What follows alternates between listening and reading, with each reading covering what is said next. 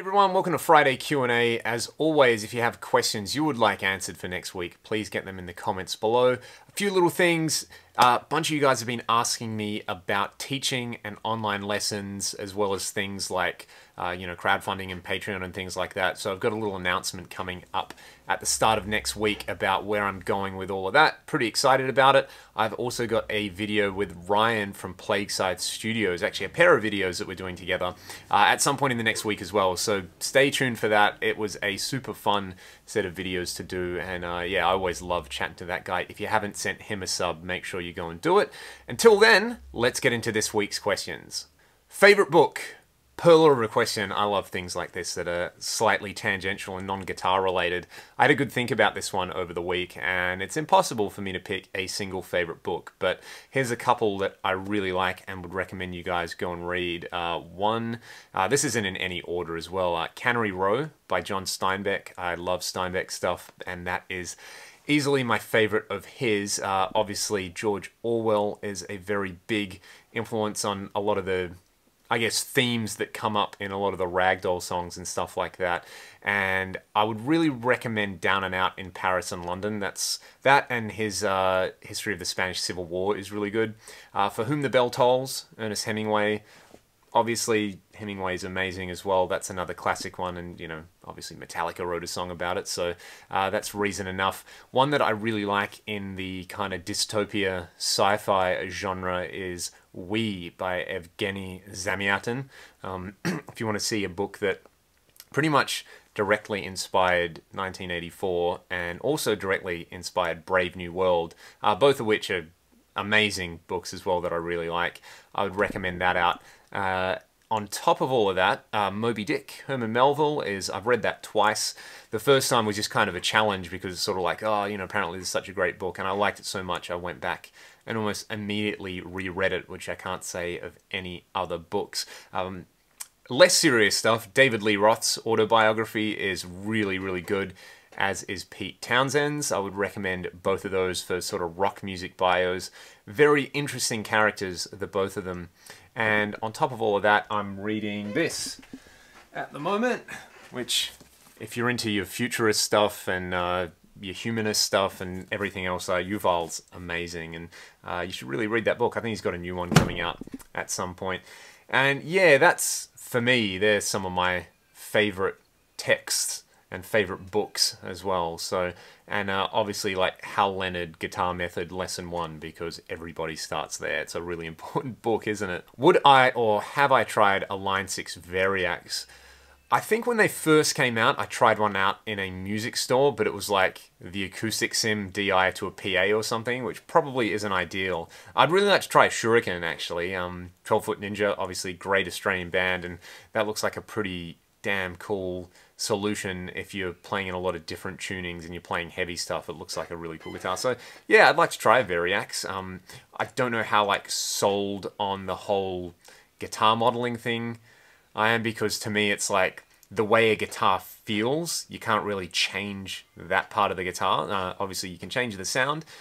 It's pretty well documented, but for me the feel is so important with the guitar more than anything else. So yeah, I'm quietly skeptical about it, but I would still love to try it. This is less of a question and more of a comment, talking about the Reve lunchbox head with the built-in 2 notes emulation, and the Sir PT15 and a few other smaller amps with the speaker modeling and reactive load capability. I think it's pretty exciting. Ryan and I both talked about this in the videos that we've got coming up, because they were pretty exciting products, and I think it's just a cool trend-setting thing that hopefully a bunch of other manufacturers will start making this more or less like a standard thing. Imagine going and buying a new Marshall and you can just plug in a reactive load with a bunch of Marshall cab IRs and go, if you don't have the ability to crank up a cab at home. So it's a pretty exciting little development.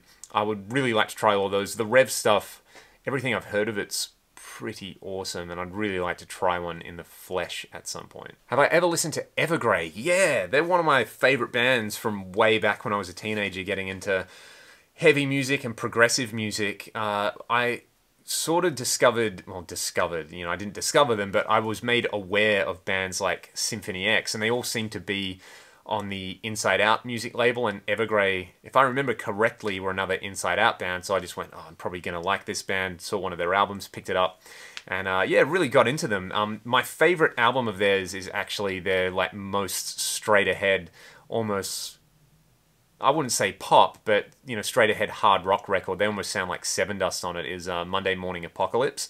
I really like Tom England's voice. He's got a really unique character about it, and he's a great example of someone, you know, he's not your typical rock singer. He doesn't have this like insane range, but he's just got a voice with so much character and so much soul, and I really like him on all the Aryan stuff that he's on as well. His voice always kind of stands out. So Evergrey, great band. That's a band that if they called me tomorrow and were like, hey, we want you to join and we want you to come on this tour and play lead guitar, I just wouldn't even hesitate. I'd be like, I love your band. It fits my kind of style really well, and yeah, a band I'd really like to see live at some point as well. Do you have an instrument shop, or is all this guitar gear yours? A lot of it is mine. I don't run a shop. Have a pretty insane collection, which is why I don't want you guys to know where I live, because I don't want any of you to come around and pinch all of it. But a lot of the gear that you see demoed as well isn't mine. It's either loan stuff that I've got from a music store, or it's stuff that either my friends or people who see my YouTube videos and who live close enough send me to try out and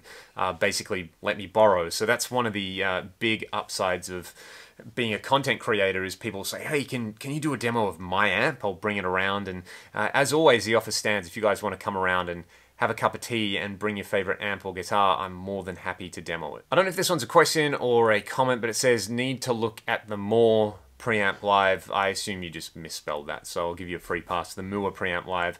Yes, that's a piece of gear that I would love to try, as well as the new GE300 whenever it comes out. The GE300 interests me a way more, just because I think it has a lot of the stuff from the preamp live, and it looks like they've just kind of ripped off the Helix UI, which is a really good UI.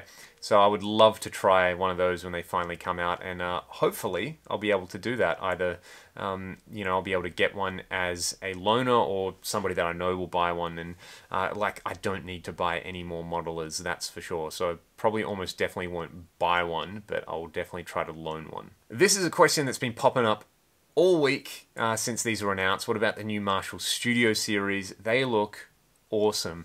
Again, not something that I'd necessarily be in the market to buy. I own enough amps, and I play my amps so infrequently because of the axe effects, that I certainly would not need one of these, but I definitely want to try to demo one. And the Mini 800, they've got EL34 tubes in them, I understand, which is a big boon.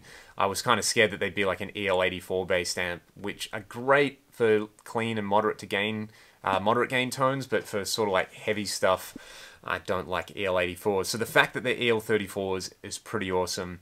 Yeah, I'm waiting to see more and waiting to hear one in the flesh, and hopefully at some point they'll come through the little studio here and I'll be able to give you guys an idea of what they sound like. This kind of a couple of questions in one. Are there any particular warm-ups or hand exercises that I do to keep in shape? If so, why? If not, why not?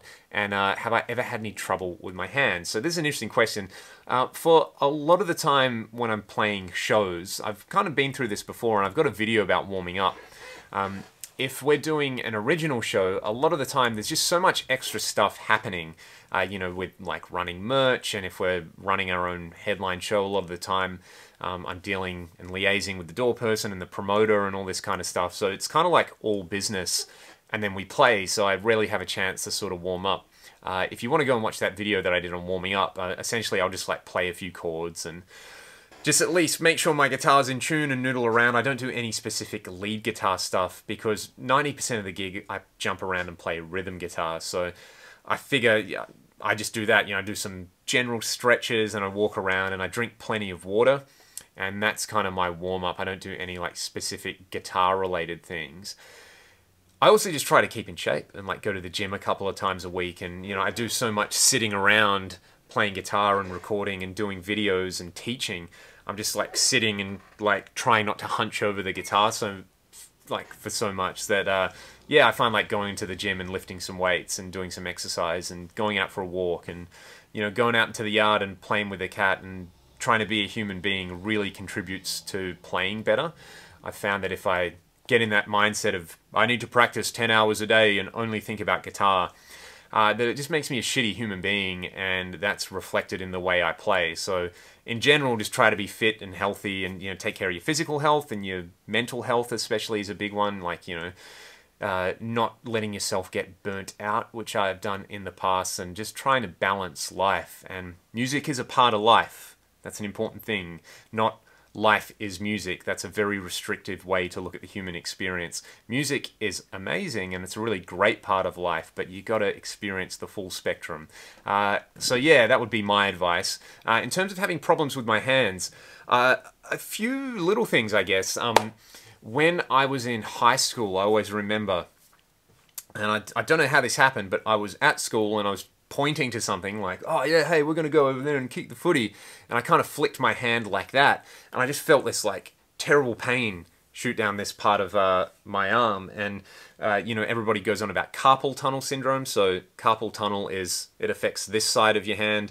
And you've got the other side, which is cubital tunnel syndrome. And yeah, I had that for a little while. And essentially I took... it was like 8, maybe 9 days off playing full stop, and I really had to ease my way back into playing. And I did the same thing about a year later, and I suspect that the problem with that had a lot to do with like just other factors, like the way I was like leaning on a school desk and having terrible posture and things like that, where I was just unaware of what my body was doing when I wasn't playing. Also, I was also hunching over a lot and playing really heavy guitars, so putting pressure on all the nerves that go through this part of the shoulder, which is another reason why I generally try to stay in shape. And like I said, I have I'm the opposite of a lot of people. I have a really hard time keeping weight on. Like if I don't go to the gym a couple of times a week and lift weights and eat a lot, my body just wastes away. So it's I'm a pretty I'm a beanpole as it is, and this is with a lot of work that goes into it. So yeah, just that kind of thing. One other story, this was a couple of years ago now. This was the day before the start of a tour. I think 2014. We did a month in the States, but we did 20-something shows, and we had this run of like 15 shows in 14 days or something mental in like 10 different states, and it was full on. And the day before the tour started, I bought some new shoes, and I was trying to put my new shoes on, and I hooked my index finger into the little tab on the shoes. I was trying to pull them on, and I like pushed down with my leg, and just one of those things, my finger slipped out, but it just totally snagged it. And within about an hour, like this whole side of my finger was just black, and it hurt to play guitar. And I was like, that's it. I've ruined everything, We've put all this preparation, all this money into the tour, and I've just stuffed it up. And essentially, I bandaged it up for a day. Should have gone to a doctor, but going to a doctor in the States when you don't have insurance is a total nightmare. So I was like, oh, I'll be fine. I just taped it up so I couldn't move it, and basically took it off for the show. And I still don't know what I did, because I got through the tour. Maybe the first 10 shows I remember basically playing all the songs and only using 3 fingers. It would be like if there was a particular fast lick where I needed to sort of play through, I'd use my first finger, and it would hurt a little bit. But yeah, I'd just play riffs and stuff with these 3 fingers. And it sort of eased up for the rest of the tour, but it just didn't feel right until maybe a year ago. Bending, doing stuff like the Jimmy Page, Jeff Beck style bends I like to do. By pulling down with my first finger still kind of hurt. And yeah, I just never got diagnosed. So if you do dumb stuff like that, go see a doctor. Don't be an idiot like me, because you run the risk of permanently damaging yourself. So yeah, maybe I need to go and get insurance for my hands. Essentially, with this question, if you're just looking to test the preamps using the Wall of Sound Power Amp Sims, which are actually pretty good, I've used those before with my preamps, so I can definitely recommend them. The difference between different tube types is apparent, which is a good thing. It's not like, here's a generic Power Amp Sim and it's just an EQ curve. I think they're pretty cool. So if you do want to compare the different preamps, if you've got an interface with a line level input, you won't need a DI. Essentially, the preamp is your DI, so you don't need to run it through the captor. But having said that, it depends on the quality of your interface. If you've got an interface with, like I said, that runs line level, you should be hunky-dory. Otherwise, if you don't, if it's only instrument level, you'll need some kind of pad or a DI box or something like that. So My advice is before you go and spend any money, just try it out first and be really careful with your levels. You know, make sure you're not clipping the input of the interface or anything, and you should be fine. Okay, this week's lick of the week is less a lick and more of an approach. Well, it's not a lick at all, it's just an approach to practicing. You know, I was talking before about how I injured my first finger and I had to get through a bunch of gigs using only 3 fingers. It made me think of this old George Lynch exercise I saw in like an old guitar player or something, where he said he would warm up and not use his pointer finger while he's playing. So what you can do is just take some blues licks or some kind of standard rock licks and just practice them and don't use your first finger. So for example, if I was just kind of doing a jammy thing in E, and we're up in the E minor pentatonic up here at the 12th fret, or the blues scale, you know, you're just sitting there wailing.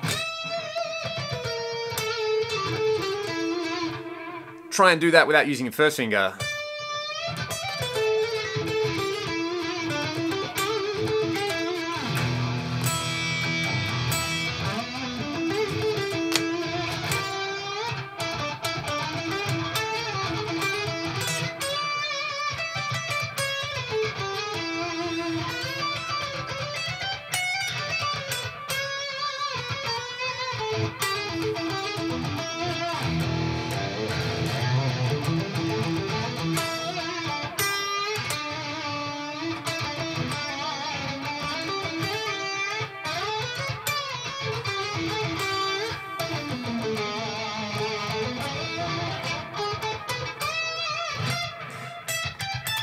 You know, you sort of run into things where it's like, oh, I want to do this. And that's it. So you can see there, it's really challenging. Like, it sort of takes away a lot of the articulation and a lot of the flow that I'm so used to. So anything that you're doing, you're going to spend like a whole practice session and try to do this, and it really knocks you down a level, I find. It's stuff that you take for granted. Like, you know, say if I was playing a lick like this, I'll let you guys see it.